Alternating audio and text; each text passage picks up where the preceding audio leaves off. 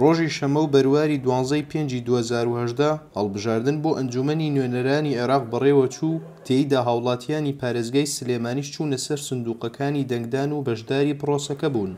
ئەو هاوڵاتیانەی بەشداری هەڵبژاردنەکەیان کرد بۆ چوونی جیاوازیان هەبوو لەسەر پرۆسەکە. کوردایەتی خۆمان ئیسپاتکەین لە هەموو شوێنێک، کوردایەتی خۆمان گرنگە، گرنگ نییە هەچ حیزبولانمە بگرمێ کورد بێن و بچینە بەغا دەنگمان هەبێت. کاتێ هەڵبژاردن دەکرێت لە مەنتیقانەیە من هیچ هیوایەکەم پێ نییە، لەبەروی لێرە ئەم مەنتیقانەی کە توی بینی هەمووی پێگاتۆ لە دیکتاتۆریەت، دیکتاتۆریەتی زۆری تایە، لەبەروی ئیمانم زۆر بە هەڵبژاردن نییە. لەلایەکەوە هەر لە بەرەبەیانەوە هەڵبژاردن ڕوبەڕووی کۆمەڵە کێشەی تەکنیکی بوویەوە کە بووە هۆی هێواش بەڕێوەچوونی پرۆسەکە و بە فێڕۆچوونی مافی دەنگدان لە لای چەندین هاوڵاتی. پرۆسەکە لە سەرەتایە بە خاوی بە حکومەوەی جیهازەکان لە سەرەتانە کەوتنەکار جارێک کۆدەکانیان لێیا تا کەوتەوە ئیش.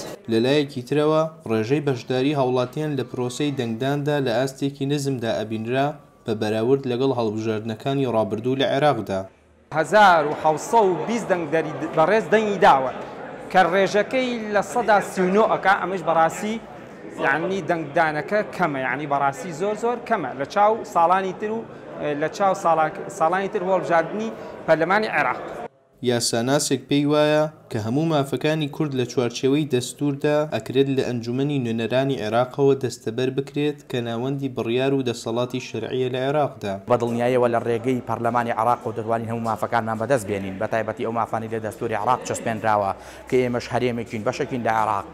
لەگەڵ ئاشکرابوونی ئەنجامە نافەرمیەکان هەریەک لە گۆڕان و هاوپەیمانی و یەکگرتوو کۆمەڵ و بزوتنەوە و شیوعی ئەنجامەکانیان ڕەت کردەوە، بانگەشەی ئەوەیان کرد کە بە شێوەیەکی سیستەمکراو لە هەڵبژاردنەکاندا ساختەکاری کراوە و ئەمەش دۆخی سیاسی لە هەرێمی کوردستان تا کاتێکی نادیار بە لێڵی هێشتووەتەوە.